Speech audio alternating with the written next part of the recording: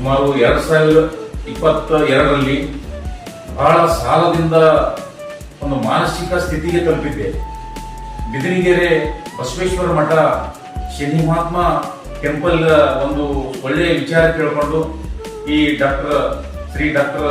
ಧನಂಜಯ ಗುರೂಜಿಯವರ ಹತ್ರ ಬಂದಾಗ ನನಗೆ ಬಹಳ ಒಂದು ಅತ್ಯಂತ ಪರಿಪೂರ್ಣದಾಯಕ ಒಂದು ಮಾರ್ಗವನ್ನು ಕೊಡುವುದರ ಜೊತೆಗೆ ಶ್ರೀಚಕ್ರ ಹೋಮ, ಸುದರ್ಶನ ಹೋಮ ಮಾಡುವ ಮುಖಾಂತರ ನನ್ನ ಶನಿ ಪೀಡೆಯನ್ನು ತೆಗೆದುಹಾಕಿ ಅದು ಮಾಡಿದ್ದರಿಂದ ನನಗೆ